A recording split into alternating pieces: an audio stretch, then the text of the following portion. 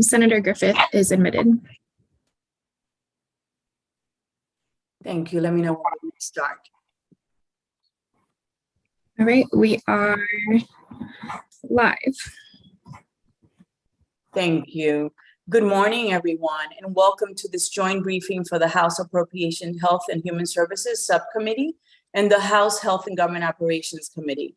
We're honored to have with us today Vice Chair Mark Chen. I know that Chair Ben Barnes is going to be joining us shortly from the Appropriations Committee.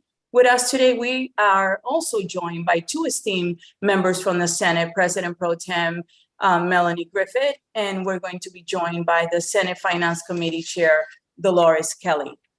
This is a virtual committee briefing, so I ask for your patience if we encounter any technical streaming issues. This briefing is being streamed on the Maryland General Assembly YouTube channel. Members will be muted throughout this briefing. If you have a question after the presentation, please use the raise hand function, which is located either underneath the participant list on the right side of your screen or under the reactions bar at the bottom of your screen.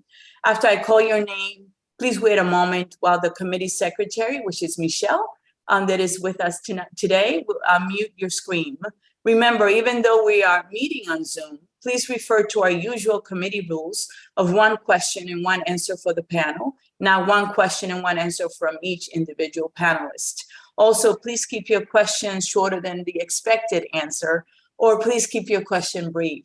Today, the House Health and Government Operations Committee and the House Appropriations, Health and Human Services Subcommittee will be brief on several issues regarding Optum, the state's behavioral health administrative services organization. Over the past 2 years, our committees have held briefings on Optum's billing policies and the issues faced by providers with denials, payment and recruitment policies. Both committees are aware of the legislative auditor's report on Optum, which was released this past Friday. While relevant to this hearing, the committee will give deference to the Joint Audit and Evaluation Committee to hold a briefing on the report as they have priority in the hearing, the work of the legislative auditors. So that's their work, and we will not be doing their work today. We will begin today's briefing with the Maryland Insurance Administration and their Market Conduct Examination Report of United Behavioral Health, followed by a question and answer session. So after each panel, then we'll have the questions and answers. Next, we will hear from the Maryland Department of Health on Optum's payment and recruitment policies, and from Lori Doyle on provider experiences with these policies. This will be followed by a question and answer session. Finally, we will hear from the Maryland Department of Health about their policy on reimbursement for emergency physicians, and from the Maryland chapter of the American College of Emergency Physicians, followed by a question and answer session. Before beginning the briefing, I would like to welcome, is Chairman Barnes here yet? He is not. Okay, how about Vice Chair Chen? Thank you very much, Madam Chair. Would you like to say a few words? On behalf of the Appropriations Committee, I just want to thank the chairwoman of the Health and Government Operations Committee for hosting this briefing, and we look forward to hearing the answers about these critical questions. Thank you very much. My pleasure. Thank you for being with us today. And is the chair, Senator Dolores Kelly, here yet? He is not. All right, how about the President Pro Tem, Melanie Griffith? Would you like to say a few words, and welcome? Thank you. Good afternoon to the Health and Government Operations Committee and the House Appropriations, Health and Human Service Subcommittee. These issues, I chair the subcommittee on budget and tax on health and human services, and these issues have been very important to the subcommittee and our work over these past few years. So I want to thank you all. We have been meeting with stakeholders on these issues, as well as the department and the agency. And so we appreciate you convening this hearing and letting us participate. Thank you, Madam Chair. Oh, thank you for being with us, Senator Griffith. We really appreciate your attendance and the work that you have done.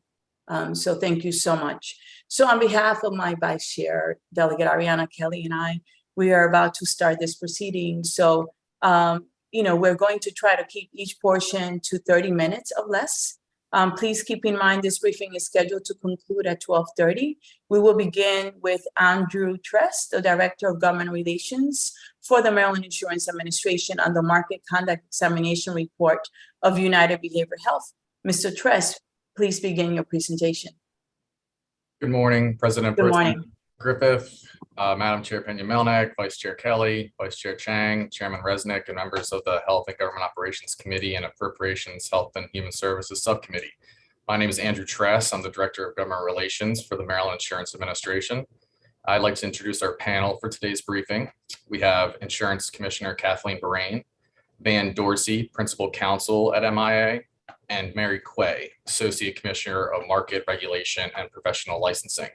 They'll be providing a presentation on MIA's examination of Optum Maryland for compliance with the Prompt Pay Act. At the conclusion of the presentation, following questions from the committees, our panelists may have to leave the call, but I will remain here to take back any additional questions you all may have. With that, I see the committee staff's already brought up a presentation. Thank you very much.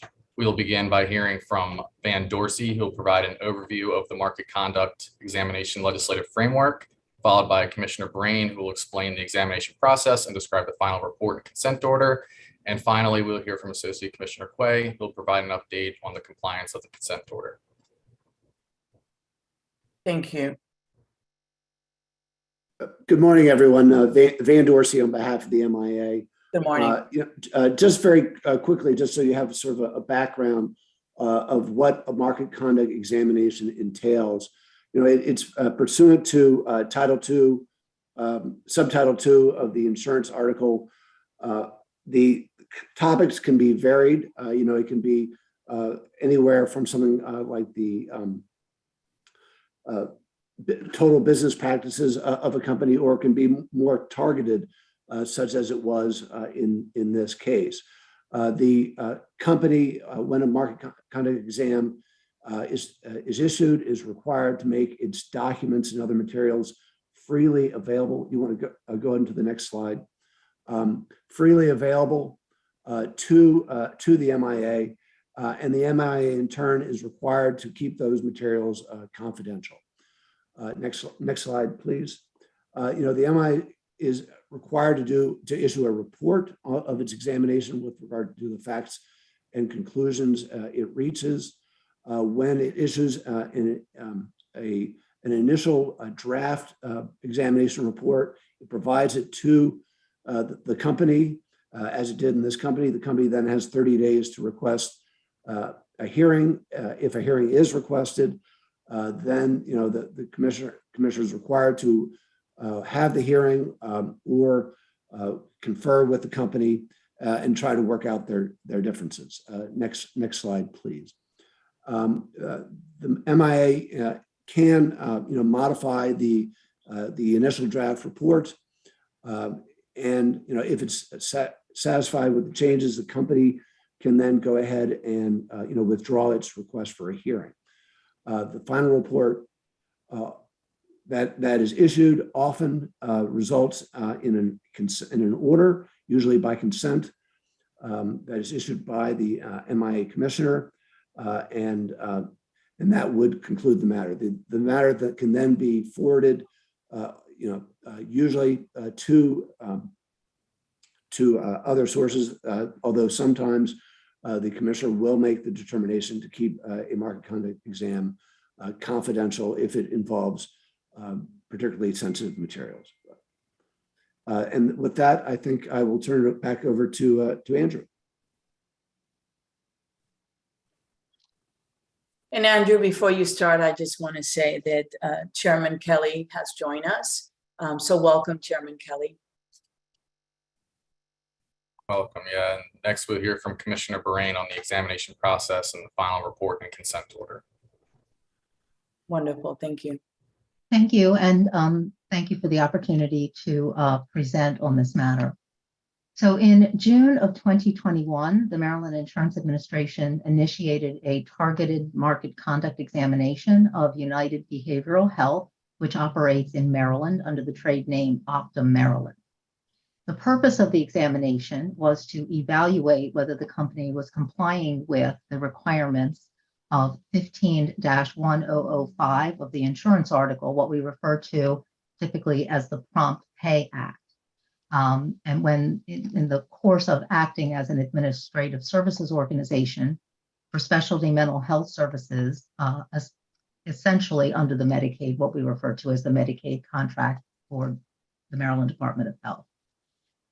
Now, while an entity acting as an ASO for Medicaid services has always been subject to the provision of 15-1005, the Insurance Administration was first given the authority to investigate and examine the compliance of an ASO with those requirements under emergency legislation that was enacted during the 2021 regular session of the General Assembly, what we refer to as House Bill 919. That law became effective on May 18th, 2021. And in light of the number of complaints from specialty mental health providers regarding the timing and completeness of payment for their services by the company under the Medicaid contract, the administration initiated its examination in June, shortly after its authority became effective. Based on materials and information reviewed during the examination, the administration concluded that the company did not comply with 15-1005. Wait, can you go backwards? I'm just going to do a little, sorry. I'm going to do this outline and then I'll walk just a little bit through the timeline. But and we'll discuss this in a little bit greater detail, but essentially we concluded that there was a lack of compliance. And as a result, we directed the company to take certain actions and have been monitoring the company's execution on the actions that we ordered it to take and that it agreed to take. So just on this slide, just to place it kind of in a temporal context, we have May 18th, 2021 is when the MIA gained the authority to conduct the exam. The exam commenced in June of 2021. The examination process went through June until approximately the end of November. Relatively early on in that process, it became clear that the company was not in compliance with 15-1005, primarily because the company acknowledged early on that it wasn't aware that it had to comply with 15-1005. So it didn't have the systems, the infrastructure, the policies, the procedures in place to be compliant with that statute. So relatively early on, the company agreed to begin to build out that infrastructure and to begin to look at retrospectively claims that were not timely paid, interest that was not calculated and paid. So during our exam process, the company agreed to propose and initiate corrective action before the exam process even finished. In December of 2021, the MIA issued its first draft of the proposed examination report. As Mr. Dorsey has indicated, that's a confidential document that goes to the company. The MIA's historic procedure is to issue sort of an initial version to prompt conversation. We want to make sure that we have our facts correct to give the company the opportunity to correct any errors in our understanding of the materials that we've reviewed. We did have conversations about that, and in February, the MIA issued its final version of the proposed examination report that triggered an obligation on the company to either accept the report, or if it did not agree with the report's conclusions and the directives around the report, the company has a statutory right to request a hearing. And in this case, the company did request a hearing. We had then conversations with the company, and ultimately in June of 2021, a final report that the company accepted, did not agree to, but accepted, was issued along with a consent order. And on the same day that the orders were executed, we sent, as per the statute, the report and consent order to the General Assembly. Next slide, please. So as I indicated earlier, the purpose of our exam was to see whether or not Optum Maryland was complying with 15-1005. We looked specifically at the exam period beginning January 1st, 2020, which was the date that the contract went live and became effective, through March 31st, 2021. I think what is very clear and everybody's aware of is that on day one, when the company assumed the administration, of specialty mental health benefits for Maryland Medicaid participants that the claim system failed and they were unable to process. So you can go to the next page, sorry. The claim platform was unable to process any or pay any provider claims from inception. Now, in an effort to mitigate the impact of this and to assure that there would be a consistent flow of provider payments until the platform became functional, the Maryland Department of Health directed the company to advance estimated monthly payments to Medicaid providers, subject to the company's obligation to then reconcile those accounts once the platform became functional. The amount that was going to be advanced to the providers, that amount was calculated by the Maryland Department of Health and supplied to the company based on, as we understand it, prior claim payment data. So those advanced payments, those estimated payments were made from starting about January 23rd, 2020 through August 3rd, 2020, that what we refer to in our report as the estimated claim payment period. On August 4th, the company was able to begin using its platform for claim administration and payment processing of new claims. And we refer to that as the standard processing period. And the platform has continued to operate since then. Next page, please. The company began to reconcile actual claims with estimated payments that they were directed to do so by MDH on July 27th, 2020. I apologize for that typo. And they began to work on on those reconciliations and how much was due back versus how much was due to providers. And that work began on August 13th, 2020. It's our understanding that of the 2,605 providers who received estimated payments, 223 were underpaid and 2,382 were overpaid. The Insurance Administration concerned itself only with the 223 providers, or I should say primarily concerned itself with the 223 providers that were underpaid, because our objective there with regard to that time frame was, were those providers owed interest for claims that had not been promptly paid per the statutory requirement. I have to say at the outset, with regard to sort of how we went about it, the company was very candid at the outset that it was not aware that it was subject to the act. It didn't, therefore, as I noted, it doesn't have the infrastructure in place to track the promptness of payments or to calculate and pay interest.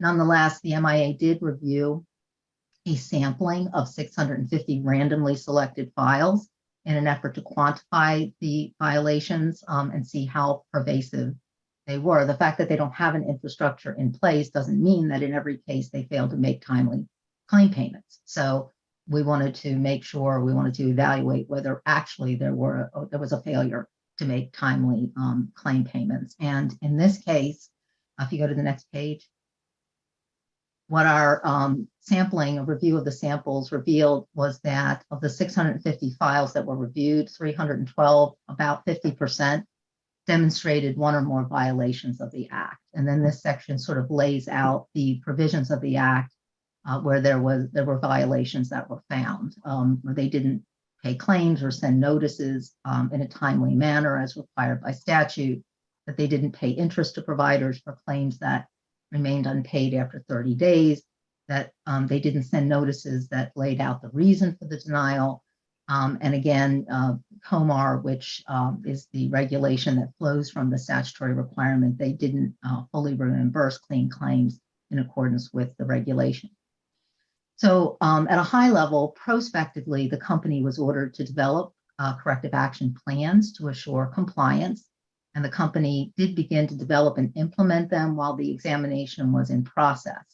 And that included the development of a short-term method of identifying and addressing violations in real time, and then a longer-term development of an automated process. And then if you go forward, please, next slide. And then retrospectively, the company was ordered to calculate and pay unpaid interest on claims that had not been promptly paid. For the estimated time period frankly, because the records were so difficult to work through, we worked with the company to, actually the company proposed to us, we asked the company to propose a methodology that would be designed to reasonably approximate the interest due. And then they did that, and we reviewed and approved the methodology that they proposed. And Ms. Quay will talk more specifically about what that all means from a financial standpoint and the overview of the compliance with the consent order. For the standard claims processing period, which began in August of 2020, even through the end of last year, the company didn't have a process in place to identify and pay interest. So on a short-term basis, they put together a detailed report. They went back and they looked at timeframes and considered when claims were clean, when they came in, when claims were supposed to be paid, when they didn't pay, and they calculated interest. And Ms. Quay will talk about the process of how that interest has been paid. And then in addition to that, as I indicated, they have set up a methodology to be able to evaluate payment of claims promptly and payment of interest when they're not promptly paid on an ongoing basis, and they're working on their automated solution for that. So at a high level, that is the scope of the examination that was conducted and our conclusions. And now Mary Quay, who is our Associate Commissioner for Market Regulation and Producer Licensing, will bring you up to speed on how the company is complying with the consent order. Thank you, Commissioner. We appreciate your work. Ms. Quay, good morning. Good morning. Thank you for having us here to do this presentation. Again, I'm Mary Quay, the Associate Commissioner for Market Regulation and Professional Licensing here at the MIA. And if I could have the next slide, please. At the conclusion of our investigation, as both Mr. Dorsey and Commissioner Bahrain explained, we entered into a consent order. And this was signed on June 7th, 2022. And it included a summary of our findings of violations. The company did not admit to the violations, but did agree to steps to remediate the violations found by the MIA. And this is fairly common in consent orders in order to reach a resolution and plan for ongoing compliance. And the consent order lays out the compliance plan to which the company agreed during the investigation, and specifics of that were included in our report. And this included implementing a policy to ensure timely processing of claims and payment of interest. Next slide, please. The consent order recognized that as of the date of the execution, the company had completed the MIA's directive that it reprocess certain claims, calculate the interest due, and pay providers the interest due on claims that were not timely paid between August 4th, 2020 and November 30th, 2021. And this was with the exception of 26 claims where Optum was waiting for the W-9 form from the providers. And the MIA is satisfied that the company has complied with this directive. Next slide, please.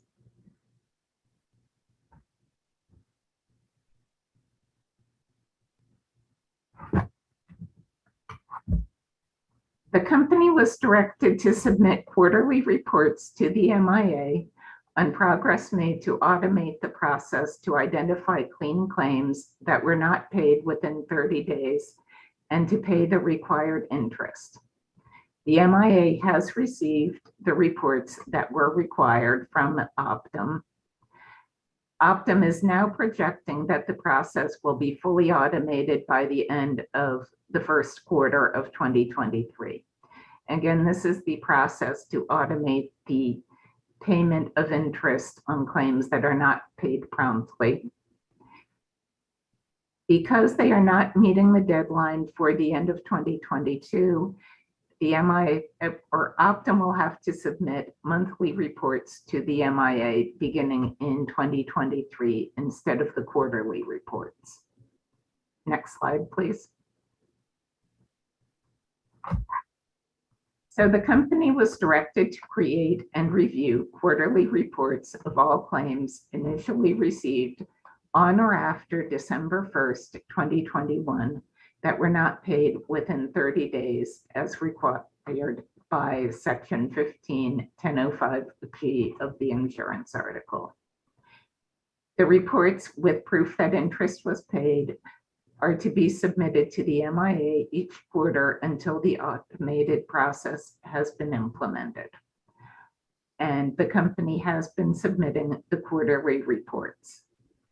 And these will become monthly reports in 2023 until they have fully automated the process. Next slide, please. And this slide shows the time periods for which interest was paid and how much has been paid. The bulk of the interest was paid August 4th, 2020 to March 31st, 2022. However, you can also see the amounts on the subsequent quarterly reports that the MIA has received.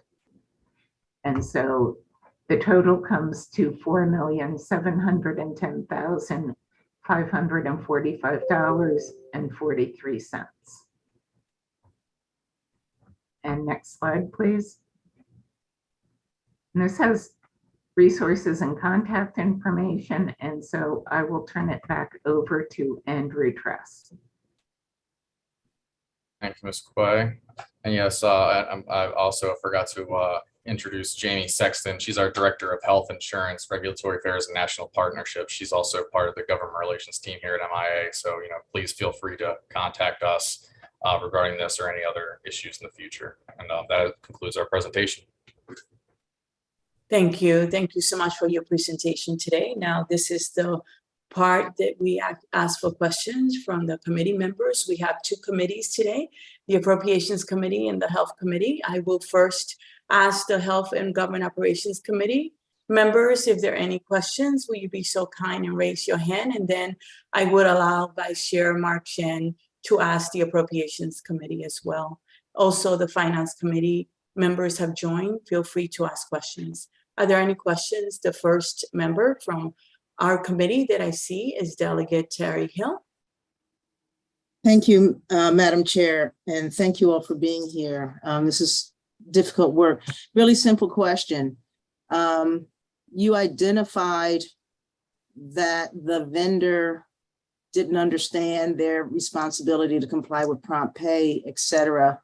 And I'm trying to figure out how this is remedied going forward. Is it a deficiency in the writing of the RFP and the issuing of the RFP, or in the department's evaluation of applicants that we would accept a vendor who was not prepared to comply with our laws?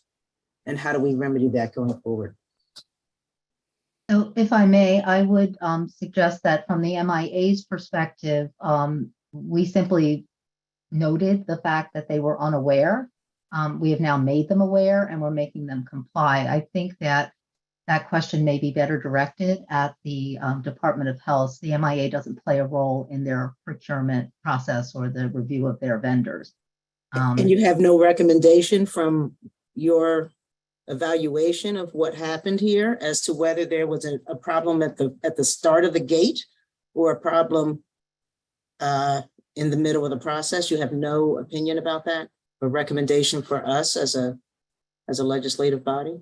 So I would say two things. We didn't evaluate their selection process because the Office of Legislative Auditors was looking at those issues. We were very focused just on prompt pay. But I would say as a general matter, it is always good diligence to make sure that anybody that you engage for a particular activity to be a vendor is aware of not just how to perform it, but the rules that apply to their performance of it. Optum is part of the United Behavioral Health Program. United operates many different companies within the state of Maryland, and its compliance teams in all of those other areas are fully aware of their need to comply with this statute in particular. I don't know what happened with Optum. All right, thank you very much. Thank you. And remember, one question, please. It is 11:30 and this hearing concludes at 12:30 and we have two more panels. We have Chair Dolores Kelly.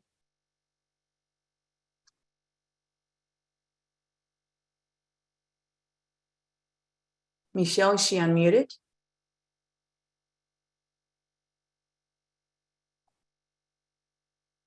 Chair Dolores Kelly. Michelle, did you unmute her? We're going to move on to Delegate Johnson and we'll come back to Chair Kelly. Delegate Johnson. Thank you, Madam Chair. Whoever's best to answer the question. I saw the number for the interest that had been paid. Did they provide a list of which providers and how much they paid each of those providers? We've gotten information in the past that we have found out statements or numbers that we have found to be not 100% accurate. So the answer is yes. We did require them to provide master reports that listed in detail who the providers were, the amounts, the interest calculation, and proof that payments were made and sent to those providers. And we can discuss with this offline, but Ms. Quay and her team do really audit these right down to each provider and each payment level. All right, thank you very much. Thank you, Madam Chair. My pleasure. Chair Dolores Kelly. Michelle, will you be so kind and unmute Chair Dolores Kelly?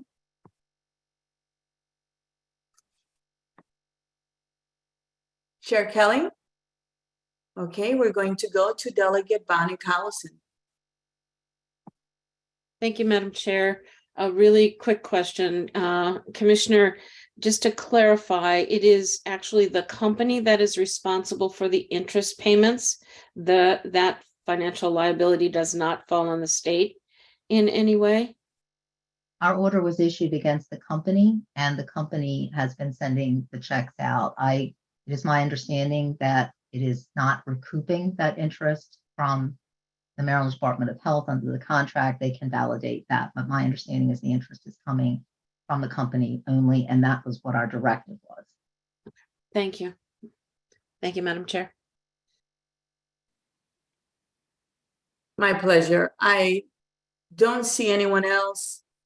Chair Kelly's hand was on. I think she's maybe having some difficulties, but she, as the chair, can ask a question anytime. So we're going to then just ask one more time. Are there any questions? Vice Chair Chang, do you have any questions? Thank you very much, Madam Chair. There doesn't appear to be any questions from the Appropriations Committee. Thank you. Chair Kelly, I see that you raised your hand again. Will you be so kind and unmute yourself? You have to unmute yourself. Okay. We're going to give her a little time. We're going to thank you so much. If you could just stay around, please, just in case there are any last minute questions. I really appreciate you. And thank you for being with us today. We do have now the second panel, which is the Optum billing and recruitment policies. And we're going to start with Mr. Steve Hsu, Deputy Secretary for Healthcare Financing and Medicaid. We also have Linda Riddleman, who's a Senior Program Manager, Financial Management Service at Medicaid. Mr. Webster Yee, the Assistant Secretary, Health Policy for the Department of Health. Ms. Monica McNeil, CEO of Optum Maryland, and then Joe Nguyen, Vice President, External Affairs of United Health Group, and Lori Doyle, Public Policy Director, Community Behavioral Health Association of Maryland. Welcome, everyone. We're going to start with Mr. Hsu. Will you be so kind and address the committees, please? Thank you. Good morning, Chair Good morning. Penny and Chair Emeritus, chairs of the various committee, Madam President Pro Tem, and all the members of the committee. Delighted to be here with you. I'm Deputy Secretary Steve Hsu of the Maryland Department of Health. It's been a major priority for the department and the Medicaid administration in particular to resolve the issues related to functionality of our behavioral health ASO or BASO and to administer the process of recouping funds that are owed to the state due to overpayment of the estimated payments period to which Commissioner Bahrain referred a little while ago. We've placed enormous resources on this effort, including engaging Linda Riddleman as our lead on the effort. You probably know her from her work for the League of Women Voters and Consumer Health First over the years. She's done an exemplary job, I might add. I'm pleased to report that the system is now functional and paying claims, issuing denials in a manner consistent or better than industry standards. The vast majority of funds owed to the state have been recouped. Linda will give you the details of that. So terrific progress has been made in that regard. Also, within the next few weeks, we expect to establish payment plans or repayment processes for all remaining providers. That will bring this unfortunate chapter to a close. Accordingly, we expect that the next administration will need only to focus on routine behavioral health ASO operations, routine administration of installment plans, and completion of the RFP process for a new behavioral health ASO. With that, I'd like to turn it over to Linda Riddleman. Thank you, Steve, and thank you for having me today. You can go to the next slide, please. I wanted to give you an update on the progress we've made in 2022 and the latter part of 2021. We should point out that Optum has paid out more than $4.2 billion in claims to more than 3,000 providers since they started paying those live claims back in August of 2020. They've also created and have provided back in February of 2020 something known as the Complete Claims History Report, which lets providers track a claim from its inception to its resolution. And these reports confirm specifically to information that was required in legislation last General Assembly. Those reports are available to providers every month.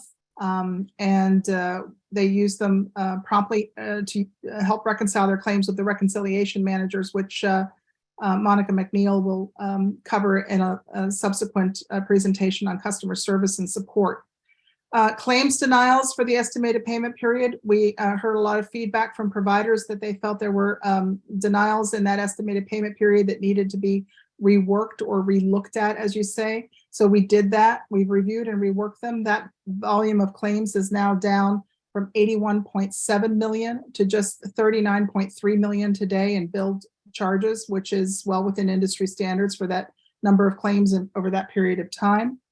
And for more information on the progress we've made, I would point you to the Joint Chairman's report on this issue, which we submitted on September 13th, a little over a month ago, almost 2 months ago, as well as the response to the most recent audit report that was released last week, which Delegate Pena-Melnick referenced.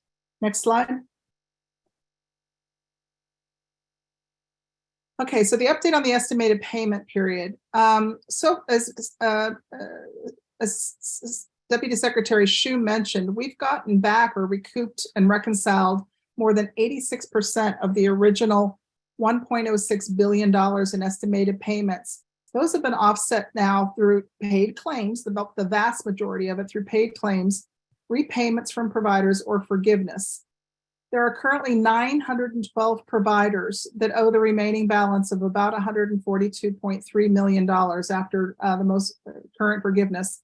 And those people have 12 months of interest-free payment plans to repay these amounts through various repayment options, such as a monthly payment, withholding on their current claims amount, or simply cash payments to the department.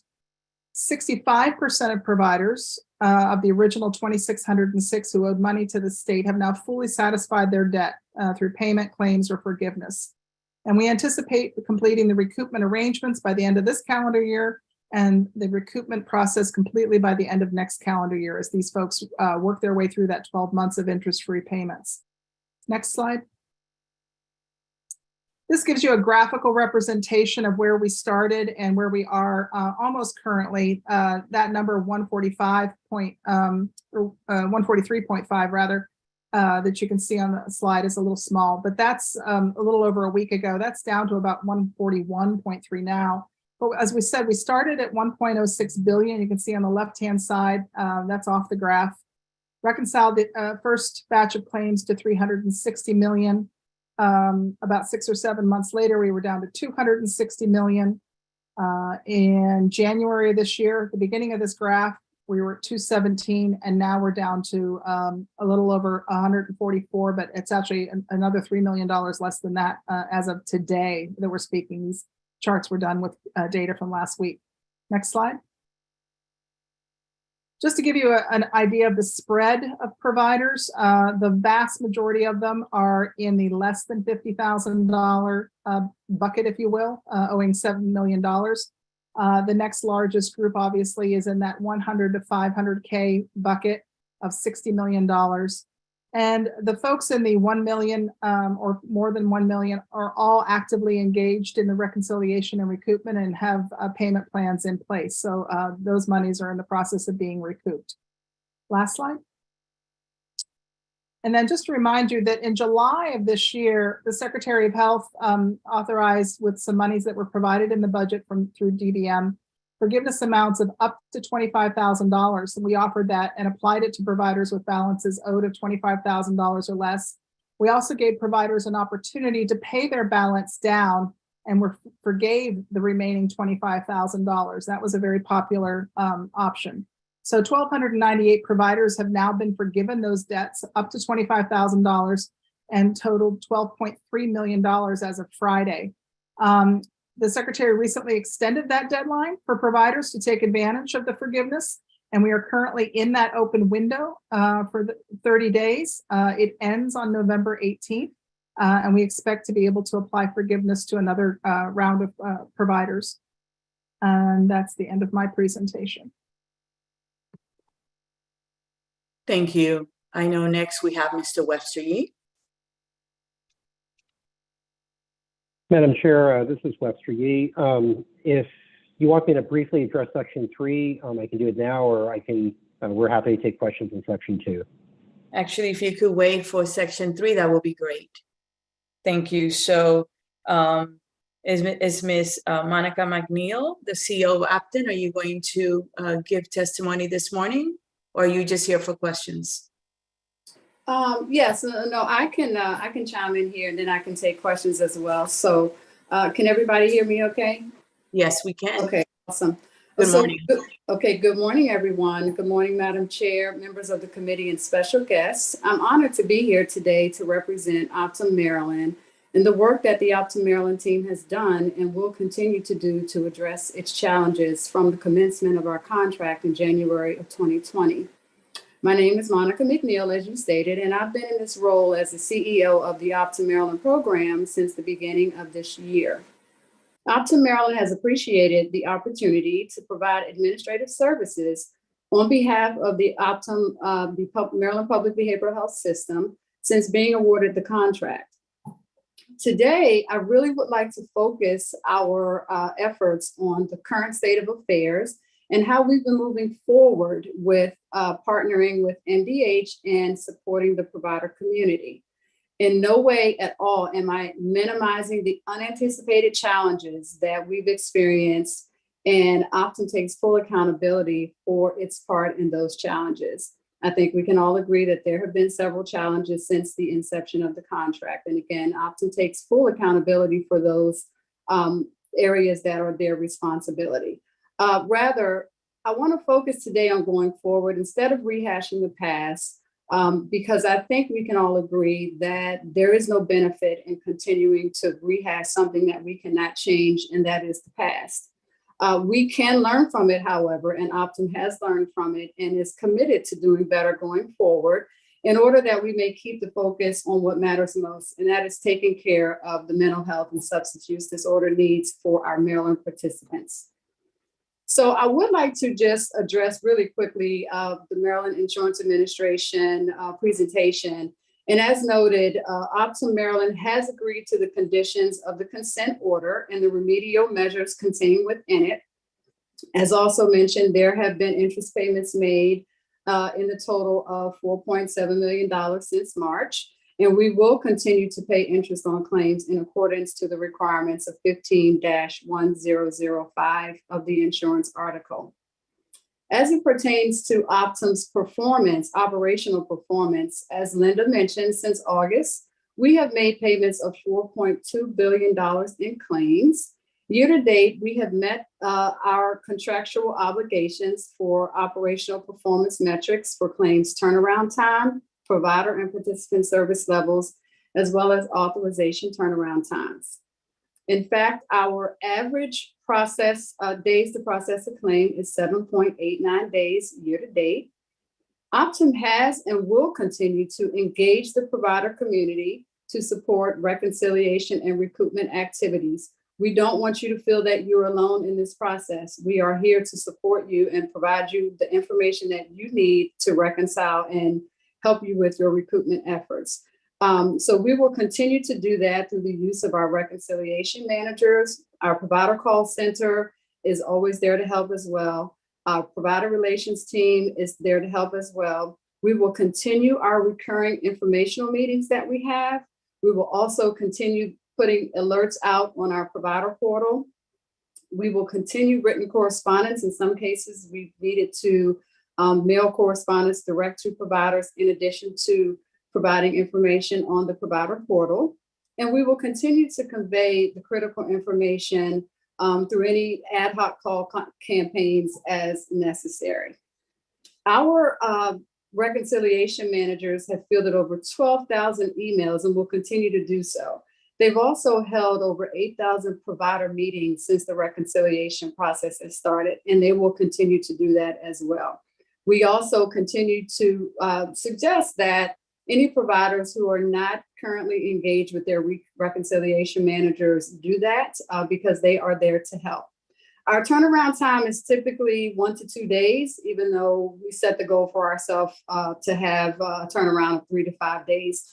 Earlier this year, in collaboration with representatives from the provider community, the Optum Maryland operations team developed and distributed a claims history report.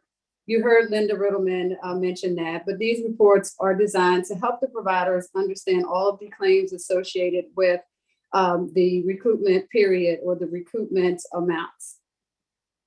We wanted to make sure that those reports were valuable to the provider community, hence the reason that we engage providers directly, a select number of providers to help us develop that report.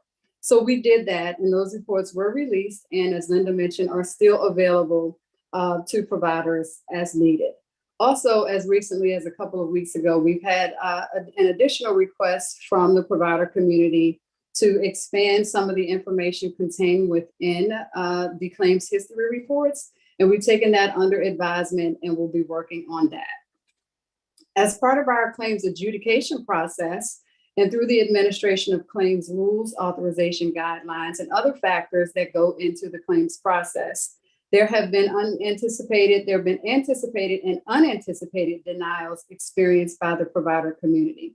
Our goal is always, our Optum's goal is always to pay claims accurately and timely.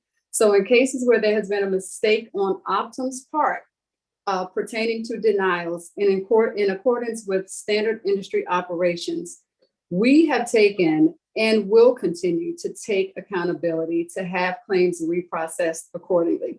We want to work with the providers to understand where there are challenges or misunderstandings as it pertains to denials. And we have also instituted a campaign earlier this year where we had our provider relations reps make calls out to the provider community to make sure that they understood the denials that had been captured during the estimated payment period.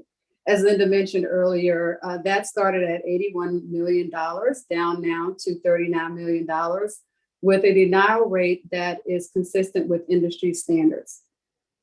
So in closing, I would just like to say and reiterate that Optum Maryland is committed to fulfilling its contractual obligations supporting our provider community, and living the values of United Health Group. I am not proud at all of the challenges that we've experienced early on, but I can tell you with 100% certainty Andy Rosenberg.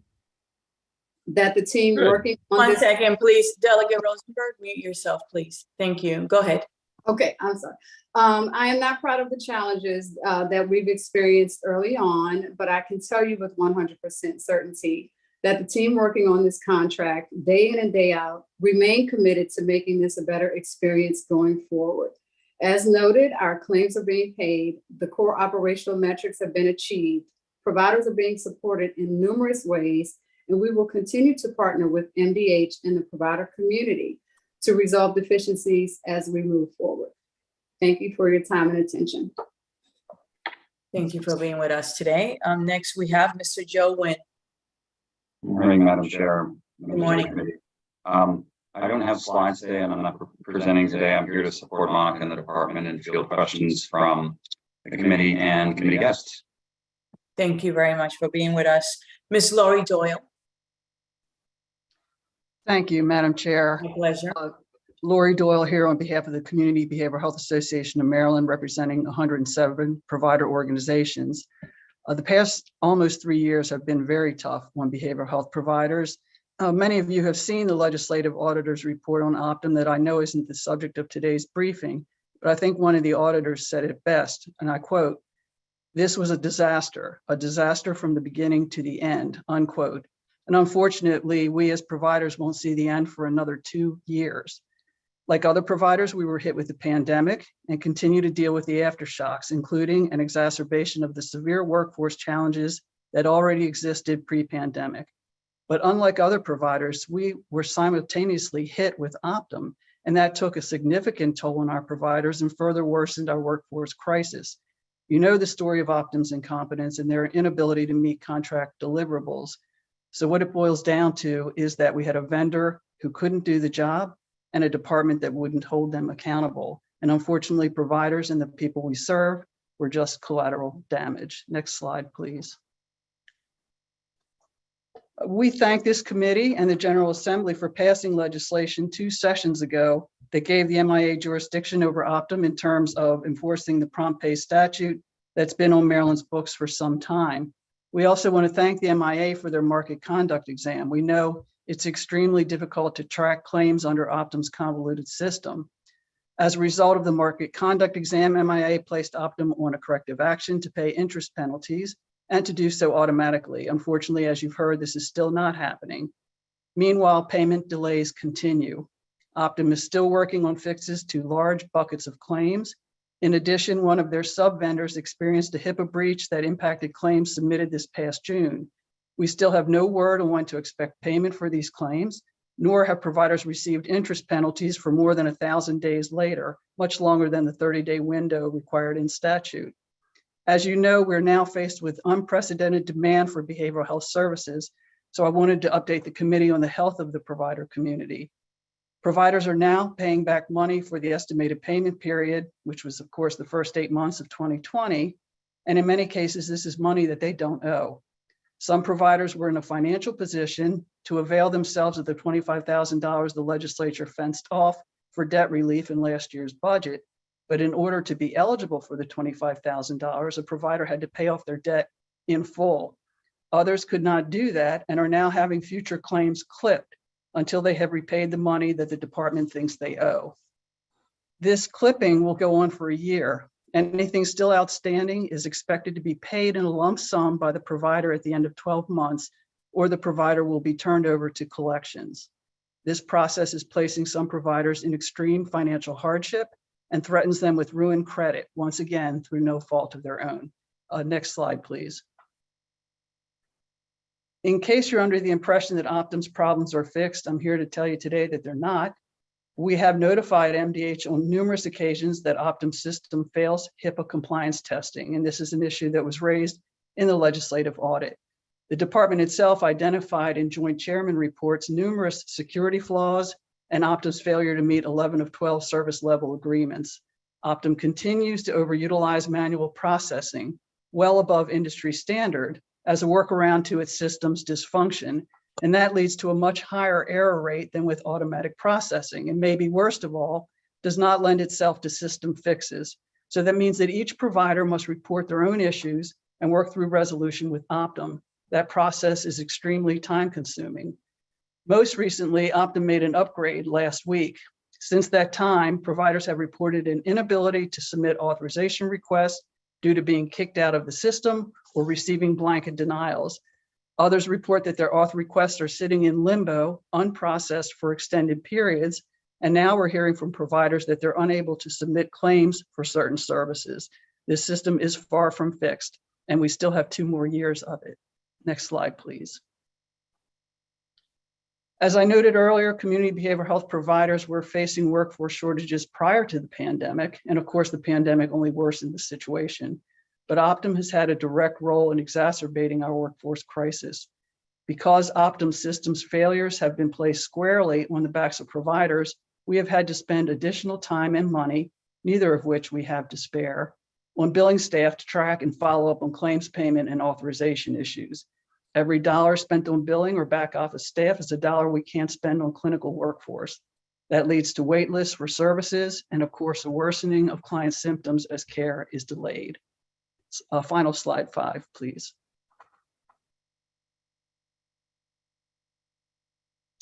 So how can you help us?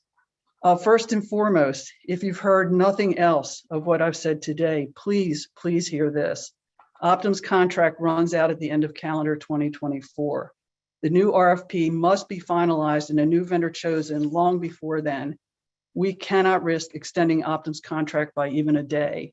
The damage they have wreaked and continue to wreak has been severe. The new vendor also needs sufficient time to test their system with providers and work out as many bugs as possible. We don't want a repeat of 2020. We also ask that you keep a close watch on this situation until such time as a new vendor can be hired. We hope that a new administration will hold Optum accountable for its lack of performance, something that has not yet happened. Finally, we ask for budgetary and policy support. We are now being hit with the greatest behavioral health demand we have ever seen. Please help us to meet the demand in your communities. The legislature will play a much greater role in the budget process this year. So in closing, I'll note that the minimum wage bill you passed a few years back contains mandated rate increases for health providers in FY24. Long-term care providers are to receive 4%. Developmental disabilities providers are to receive 4%. Behavioral health providers are to receive 3%. We ask that you help mitigate the financial hole Optum has placed us in by supporting rate increases to offset the damage. Thank you again for your time and support. Thank you, Ms. Doyle, for your testimony today and for the work you do in the community. The committees present today really appreciate it. We know you're doing really difficult work and these are difficult times. I am going to open it up now for questions from the members. The first one I see is Delegate Krebs, followed by Delegate Johnson. Delegate Krebs, good morning. Will you unmute yourself, please? Thank you, Madam Chair. My pleasure. This question is either for Monica McNeil or Mr. Nguyen. You just heard Ms. Doyle give off a litany of issues moving forward, and we're trying to move forward. And she listed a bunch of things about payment delays continue, interest penalties still not paid. You heard it all. And I want to ask your reaction to that. And I also want you to, there's a letter, I think you have a copy of a Pascal Crisis Center services. I'm sorry. They wrote a letter to the committee that's in our packet regarding something just happened this summer and it got resolved, but it's very disturbing reading the Pascal Crisis Service letter. And I wanted you to comment on that as well, because these are things that are happening now. So how are these things being mitigated in lieu of what you just said? Hi, this is Monica McNeil again. So thank you for the question, Delegate Krebs. So, as I mentioned, Optum does continue to partner very closely with our provider community. We are making our reconciliation managers available to all providers, any provider that is willing to engage with us to address any of the issues that have been raised as it pertains to the reconciliation process. Our system is paying claims. Our system is processing authorizations. Is our system perfect? No, no system is perfect, but we do have policies and procedures in place to help address any issues that may arise. We always suggest that our providers reach out to our provider call center, our provider relations teams. If there are any general questions about how Optum is administering claims, follow the appropriate appeal processes if there are disagreements with the way that claims have been paid. And then again, as it pertains specifically to the recruitment process, we do have our concierge service by way of our reconciliation team who are available to help with any questions that the provider community has. So with that, I don't know if Joe, you have anything you want to add, or Linda, you have anything that you want to add from an MDH perspective? Monica, it's Joe. I don't have anything to add, Delegate Krebs. Okay. All right, thank you very much. And I hope you look at the Pascal Crisis Service letter. And this is recent, just this summer, and it's really unbelievable, the lack of communication and what happened. That's a specific incident, and I hope you get back to them about how do you correct this for the future. But thank you. Thank you. And thank you, Delegate Krebs, for mentioning the letter. The committee received the letter, and it's really compelling and very upsetting. So I hope it's addressed.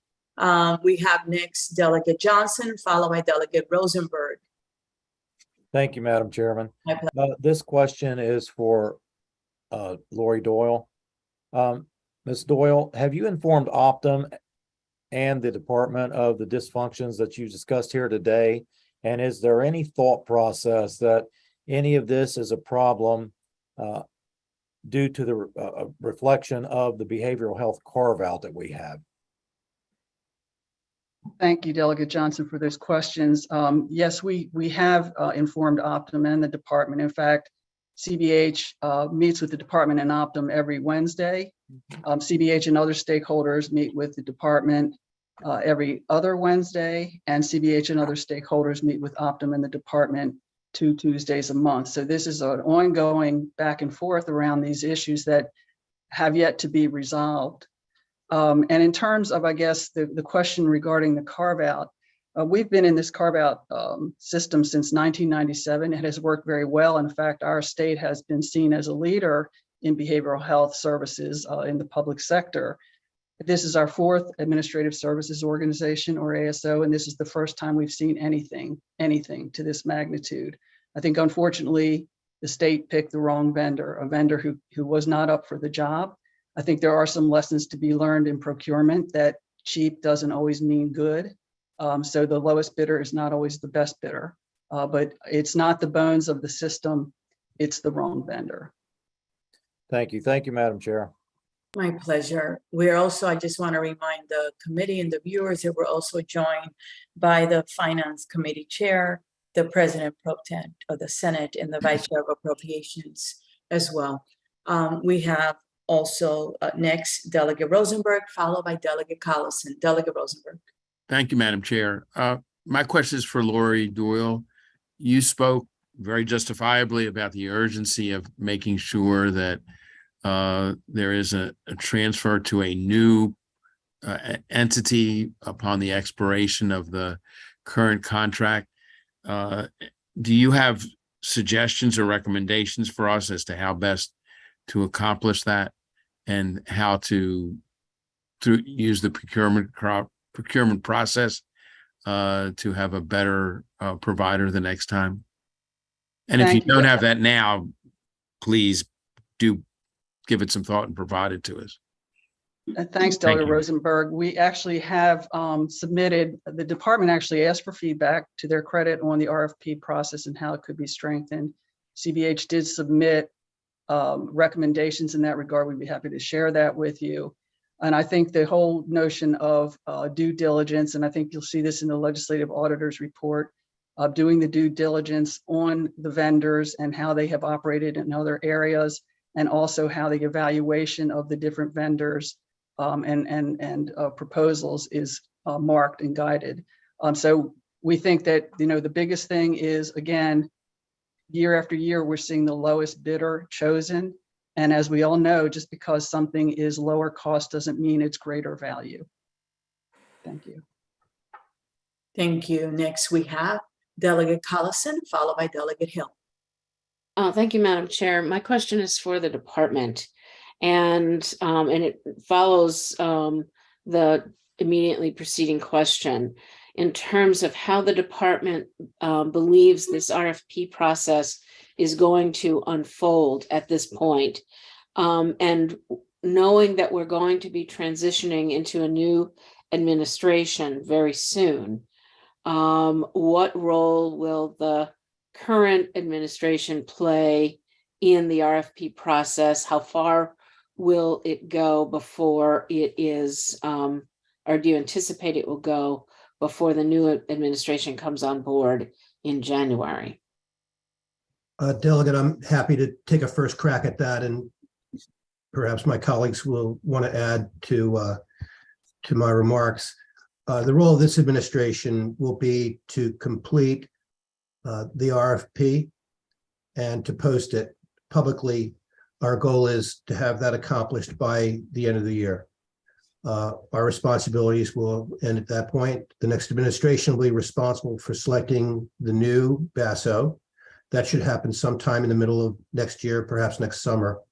That will leave about 18 months for onboarding the new contractor, and importantly, testing. One of the prior speakers mentioned lessons learned. One of the lessons learned from the last contractual effort was that there was not enough time for testing.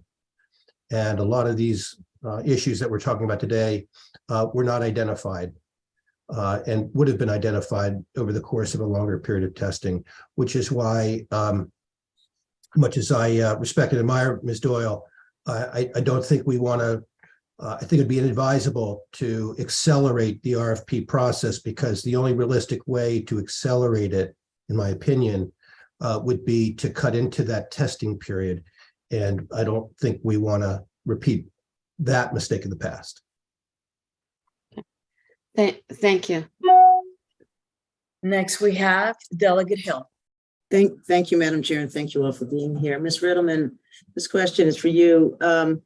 Not just the PASCO, but other providers continue to indicate that Optum's numbers about what is owed and paybacks and overpayment are not alignment. And we had asked the department some months ago to assure that those overpayment calculations were accurate. Don't really see that. So where's the veracity in the numbers that were being presented? What is the department doing other than meeting with the providers who have the time and the money to put into fighting this instead of just taking the forgiveness and moving on? How are we making sure that those claims are accurate? Because Optum has not done what we've asked them to do. Yes, thank you for the question. And I will also engage our colleagues at Optum on this, Monica McNeil. That is why the reconciliation managers were put into place. The providers have the complete claims history report at their disposal now and can contact a reconciliation manager to work one-on-one to go through those claims and claim history reports and reconcile them as they go, and have an opportunity to do that at any time. It has been available to them for over 2 years now. My one question is up. Thank you. I'll follow up later. Thank you. Are there any other questions for this panel from anyone? Just take a minute to look. I see Delegate Bagnall, followed by Delegate Kelly. Vice Chair Kelly, go ahead. Thank you, Madam Chair. This is actually a follow-up question to Delegate Hills. Do we know what the response rate is for these managers in terms of when the providers are reaching out versus when they actually have a claims manager that is working with them? I'll defer that to Monica McNeil. Hi, this is Monica again. So if you're talking about the reconciliation managers, the standard turnaround time is 3 to 5 days, but we have been achieving a 1 to 2 day turnaround time. Thank you, Madam Chair. My pleasure. Vice Chair Kelly. Thank you, Madam Chairman. And mine is actually a follow-up question to Delegate Cullison's question. So I guess it goes to the Deputy Secretary, although Monica McNeil may be able to answer it as well. My concern, I appreciate what you're saying about needing the time for testing. With an 18-month period for testing, how do we ensure, we've already had so much difficulty ensuring quality from Optum. How do we make sure that Optum is still improving themselves during that 18-month ramp-up period? That's my concern. How do we handle a transition without seeing even lower quality?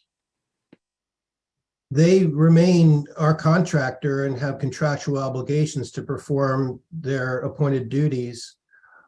As I mentioned at the outset of our portion of the hearing, that system is functional, but we do need to make significant improvements over the next year in some of the areas that Ms. Doyle pointed out, such as security. And we are working with them on literally a daily basis. And I feel like we have a very good working relationship with the Optum folks.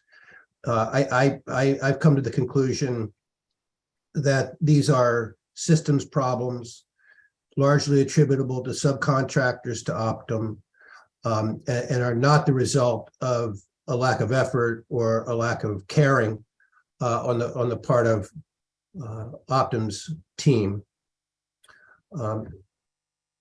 Maybe my colleagues or Monica, you'd like to add additional perspective on that. Sure. So as you mentioned, Deputy Secretary, we are absolutely committed to ensuring that any transition. So first and foremost, we are committed to ensuring that our contractual obligations continue to be met. Do we have challenges? Yes, I mentioned that earlier. Nobody is perfect, but we are committed to making sure that whatever our contractual requirements are for the remainder of this contract, that we achieve those contractual requirements accordingly. Also built into the contract are requirements around transition. So as we work through the transition to a new vendor as part of the RFP process, we will be absolutely committed to achieving all of the contractual requirements as stated in the section as it pertains to the transition. Again, we are committed to working with our provider community and continuing to partner with MDH to address any and all issues that have been presented to us. We do again encourage that engagement from the provider community with the reconciliation managers whenever there are concerns, questions about any of the reconciliation numbers or any questions about Optum's, conclusions. We welcome those conversations. I don't know how else to say, but we are very committed. We are empathetic. We understand that this has created significant challenges. And we just continue to want to work with our provider community to address them accordingly in partnership with our MDH partners. Thank you.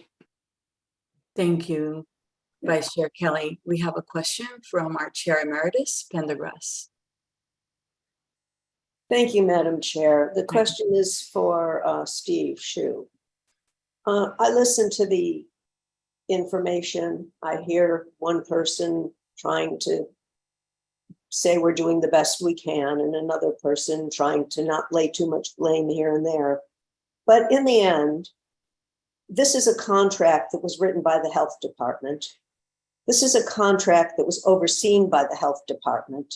In the end, the buck stops where, Steve? With the health department, Madam Chair Emeritus, there's no question about that. The current contract was written years ago. The experience of the last 3 years nearly has illuminated shortcomings in that original contract. And that's why so much time and effort has gone into the development of this new RFP. The document is 300 to 400 pages. Linda, correct me if I'm wrong, I believe the number of service level agreements, SLAs, which are corrective mechanisms, will be increasing from only about a dozen to over 40. And the document itself is much more prescriptive about what the department will expect from the new BASO. Much less is going to be left. Excuse me for interrupting, but I'm trying to go back to what's gone wrong and where's the problem, not going forward. I'm not at going forward yet, although you appear to be. Was it this administration or another administration that wrote the contract? Yes, just a one or the other answer. I don't need a big explanation. I'm only in my position for a couple of years. It was long before I arrived, so I can't directly answer the question. Was it under the governorship of Hogan? I don't know. Was it in the last 8 years? I don't want to speculate. Maybe Mr. Yee could answer that question. He's been around longer. Mr. Yee, will you be so kind and address the question of the Chair Emeritus, please? Yes. Good afternoon, Madam Chairman Emeritus. Yes. Yes, it was under this administration. Has this administration explained why the contract seems to have not required many things that should have been required, or why it was not enforced? Yes, we have, Madam Chairman Emeritus. If you look at our audit response, page 1 of our response, we go through that, and we've had those conversations with the legislative auditors. Yeah, I read a fair amount of that report. I don't get that you're taking responsibility for the mess that this is. How much did this cost the state of Maryland in terms of money we're not going to be reimbursed or will have to pay back to the federal government in Medicaid money? Madam Chairman Emeritus, we'll take that question back and get back to you. You don't know the answer to that question? How many do not off the top millions of my or head. hundreds of millions of dollars this is going to be? Where is the secretary today? The secretary is not at this hearing, ma'am. That's what I noted. I thank you for acknowledging that.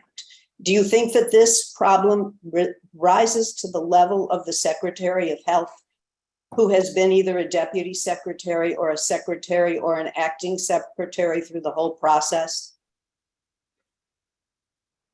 Madam Chairman Emeritus, Secretary Schrader has been involved in this process, and he's been actively briefed and is actively participating in this process. Thank you very much for your answers. Thank you, Madam Chairman. My pleasure, Chair Emeritus. Great questions. We have next Delegate Lewis Young. Thank you, Madam Chair. Thank you for this forum. I'd like to pose my question also to the Department of Health. Was there a clause in the current contract that if any terms of the contract were violated, that the contract would become null and void prior to the expiration date of the contract? Delegate Young, I think that's a little bit of a complex legal question. The state's standard contract, and all of our contracts are drafted in close coordination and cooperation with the Office of the Attorney General, and they're reviewed for legal sufficiency by staff from the Office of the Attorney General, have basically the standard provisions of law. So, for example, the Prompt Payment Act, there are standard termination for convenience measures. To your question specifically, I think it's a question of what is a violation of the contract and what are the appropriate contract remedies, of which there are a spectrum of remedies. There's service levels agreements, and then on the far end, there's liquidated damages. Thank you. Any other questions from the committees present today? I don't see any. There I do have a couple questions to follow up based on the questions that were just asked. So the first question I have is was there anything in the contract that would allow the state to go after damages against Optum? For example, we're paying more than $4 million in interest alone. Anything in the contract, whether for Optum or the subcontractors, that would require them to be liable? And is the state considering going after it? Who will be the best person to answer that, Mr. Hsu or Mr. Yee? Madam Chairman, I'll take a look. We'll review these questions, we'll consult with our attorneys, and we'll get back to you in writing. Right, because there should be something in the contract that says that if you're liable, you're negligent, and you cost money to the state, that the state can go ahead and try to recoup that money. So the question that the committees present today will have, and we would like that in writing, please, is whether or not the state, because this administration is still here, plans to go after the money that the state lost, because we need to be made whole. This is taxpayer money that we are now out of. If you could answer that, that would be great. And Madam Chairman, if you're referring to the issue of liquidated damages, the department has responded to that in our audit response. No, it's not just liquidated damages. So there are more damages than that. So if you could please just tell us plain and simple, will the state, this administration, go after money that is owed to us because we're not whole? We had to pay at least $4 million in interest. Is there anything under the contract that would allow us to go after it, either against Optum or the subcontractor? And usually contract law they have provisions in there when there is neglect and remedies. So if you could do that, that would be great, because we need to be made whole. These are taxpayers' money. I don't see any other. I don't see any other questions. Excuse me? I'm sorry. Madam Chairman, I should note that we are imposing financial penalties currently. And if you look at our Joint Chairman's report, we go through the specific withholding against Optum for specific items. But we want to hold them to everything we're owed. So we would like you to address the committee. How can we be made whole? And what are the contracts actually requirements, and how can we enforce it? We do have a question from Delegate Kaiser.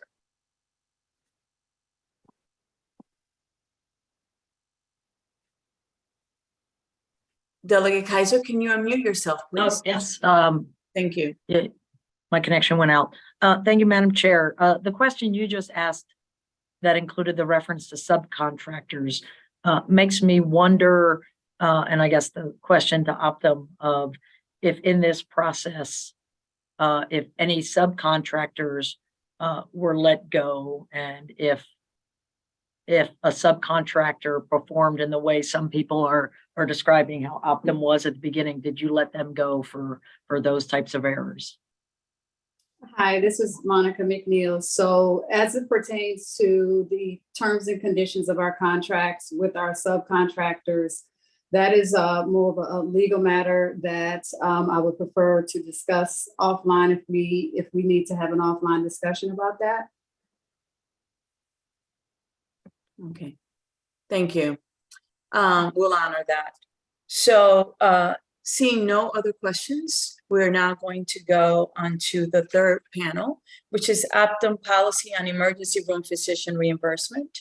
We have Mr. Webster Yee and Dana Kaufman. And I want to thank Mr. Yee and the Secretary for meeting with us ahead of this hearing and addressing this issue. I also want to thank him for meeting with me. We've been meeting every 2 weeks regarding many issues, and we're working out many of them. So thank you for doing that. So Mr. Yee, you're on first. Thank you, Madam Chairman. Good afternoon again, members of the committee. Webster Yee, Assistant Secretary of Maryland Department of Health. About a week or so ago, the chairman was kind enough to bring this issue to our attention. We had some offline meetings about it, and we believe that the issue has been reasonably resolved. We sent out a clarification to the involved emergency room professional services audience yesterday afternoon, and I believe members of the committee have a copy of the alert. We're following up with some questions that Ms. Kaufman has raised, and we hope to get this tidied up as soon as possible. So happy to take any questions or go into more detail.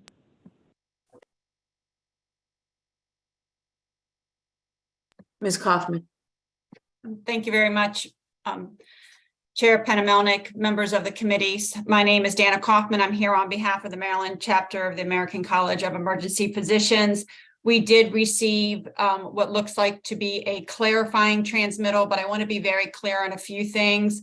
One, this did not come to the attention of the department just a few days or weeks ago. This was first raised to them by the Maryland chapter of ACEP in September of 2021.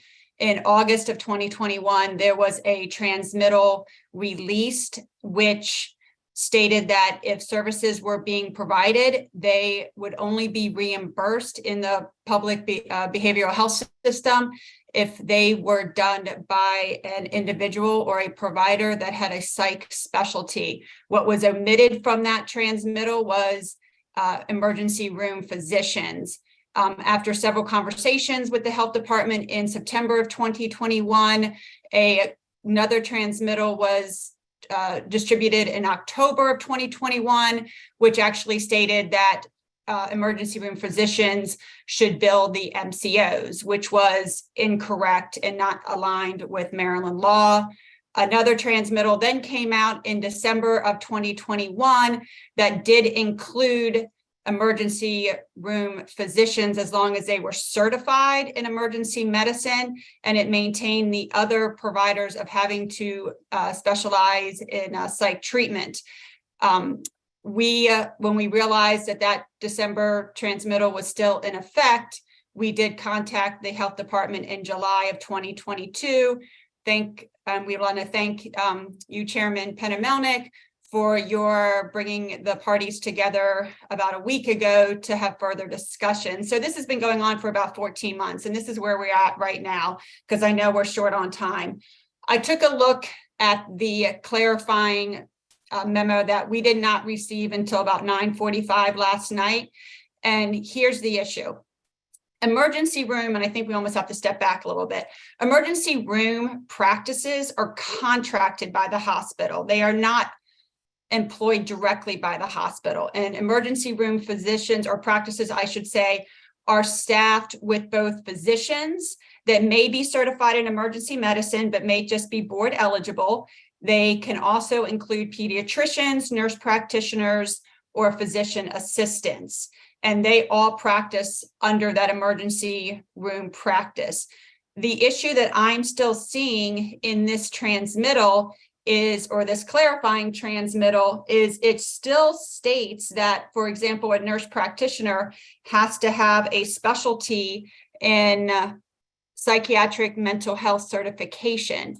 So the clarifying memo that was released late last night does talk about or include emergency medicine, but it's unclear. It keeps talking about specialties. And at the end of the day, the regs are very clear that for inpatient settings, it is the responsibility of the public behavioral health system to reimburse for mental health services with a primary diagnosis when services are provided by a hospital. Those are the two triggering factors. In a hospital, primary mental health diagnosis. I understand that the department has said that they have been paying these types of claims since the beginning of 2022, but I've spoken to emergency room practices, and for example, before this policy went into effect in 2021, an emergency room practice who operates in 6 hospitals had a processed and paid claim rate of 85%.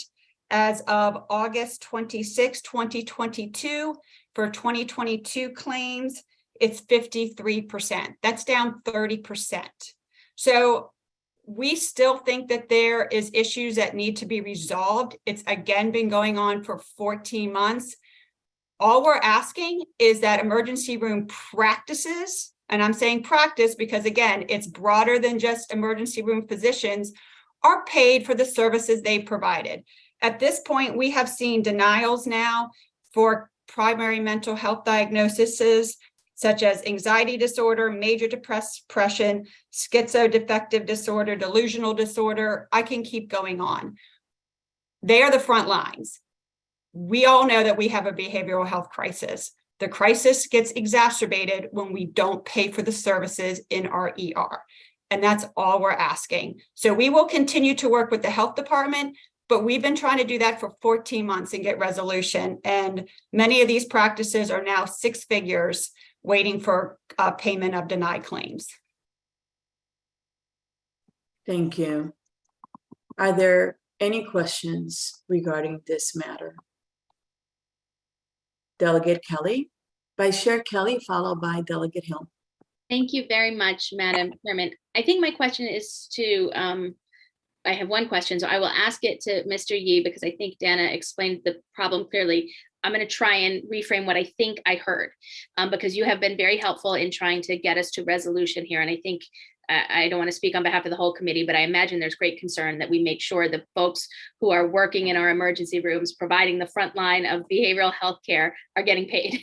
So with that in mind, it sounds as though there's maybe some language clarification that's needed in your transmittal to ensure that not just physicians, but also physician assistants, nurse practitioners, pediatricians who are working in emergency rooms, providing that care with a primary diagnosis for something behavioral health will be paid by the ASO, that needs to be clarified in the transmittal. Is that the problem as you understand it? And can you assure us that you're working to get that resolved? Madam Vice Chair, I think the answer to your question is yes, we are definitely working through a very complex set of billing discussions. I can tell you right now that on one of my monitors, I'm looking at my colleagues who are actively trying to work through the exact language changes. I can assure you that we will make every effort. We'll continue working with Ms. Coffin and her client to bring this issue to resolution. Thank you. Thank you. Next, we have Delegate Hill, followed by Delegate Johnson. Thank you, Madam Chair. Thank you, Ms. Kaufman. This question is for Mr. Yee. I'm a little confused about why this is even an issue. In somatic health, providers are paid for undisputed services based on ICD codes and CPT codes without having to substantiate what their qualifications are and additional whatever. It sounds like in behavioral health, you all are paying not on whether the service was provided or not. You're not even saying these are disputed. You're saying that you don't have on file or haven't had on file the certification, or whether it's a psychologist, a social worker, a clinician, whatever. If the service is provided, why does it matter? And why is this being done differently than what we do with somatic health? So, Delegate Hill, I think the main difference here is on the somatic side, the billing eventually goes to some type of MCO. Here it goes to Administrative Services Organization. I want to be very careful with my words here because I am not an insurance specialist, and I would defer to my Optum colleagues and my Medicaid colleagues as they work through the technical language here. My understanding is that physicians can select specialties via their ePrep application, including, and there's over 50 specialties, they can locate them in their ePrep accounts, things like general practice, family practice, internal medicine, et cetera. So I don't want to misspeak. We are reviewing Ms. Coffin's questions from this morning. We're going to put together a written response, and I want to make sure that my colleagues are as accurate as possible. Thank you. We have Delegate Johnson. Thank you, Madam Chair. And whoever's best to answer this question, the department or Optum. In the audit, it stated as of September 10th, 2021, according to MDH's records, there were approximately 292,000 unresolved denied claims requiring investigation totaling approximately 106.7 million. The question is, did that number include the emergency room and hospital claims? And what are the numbers now? Delegate Johnson, I can answer that question. I'll have to, if there were any denied claims, including emergency room claims, they would have been included in those numbers if they were filed in that estimated time period. as I showed you in the slides, that number went from the number that you stated. It's down. We reworked all of those claims and reprocessed all of the ones that were available to be reprocessed, including the emergency room claims. And that number is down from what you just stated, the over $100 million number, to $39.3 million, which on the volume of claims submitted is well within what you would expect for claims of that number and that dollar volume for billed claims. So do you have a number of how many claims that is, that equates to?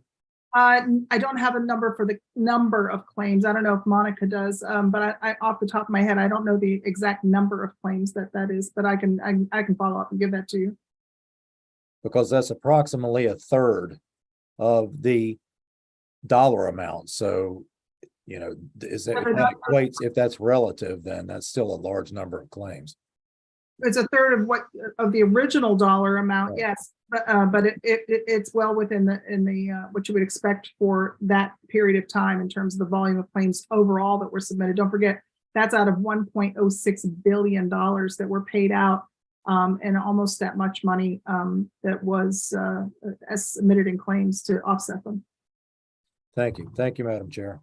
Delegate Bagnall, followed by Senator Melanie Griffith, President Pro Tem.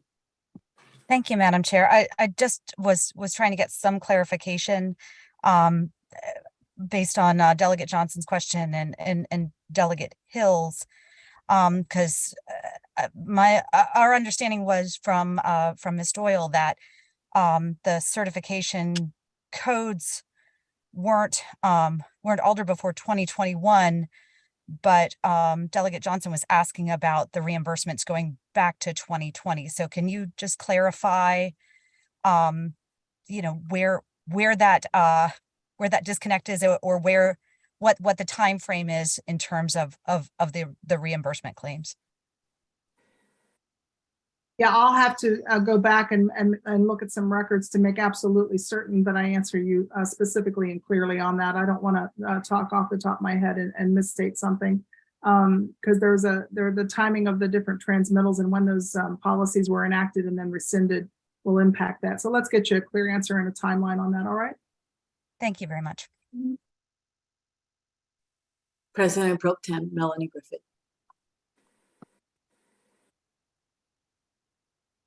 You're muted. Can't hear. Yeah, we're not able to listen. Will you be so kind and type the question in the chat room? That would be wonderful. And then I'll just read it. And while the President Pro Tem does that, are there any other questions from the committee? And I'll give her a second to type her question. And while she does that, I just want to say we're coming to the end. Her question will be the last one of this hearing.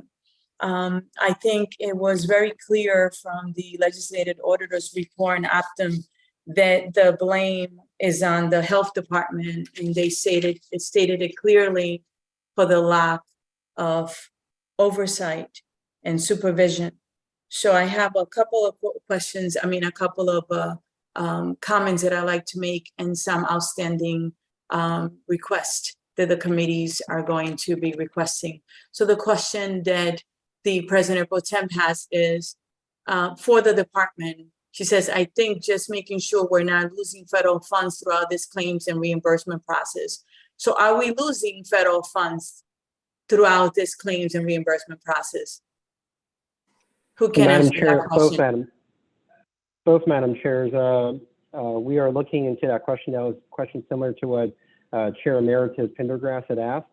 We'll get back. I can tell you that right now with the estimated payments, those are state general funds. As we go to reconciliation, we intend to maximize our federal match to the extent possible.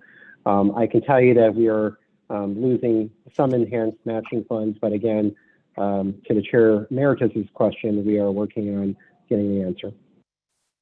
Okay, so thank you so much. Seeing no other questions, this is what the committees, the Appropriations Committee, the Finance Committee, and the Health and Government Operations Committee would like to get from you in writing, please, the following. How much money has the state lost as a result of the lack of oversight by the health department? What legal remedy will the department pursue to make sure that the state and the taxpayers are made whole?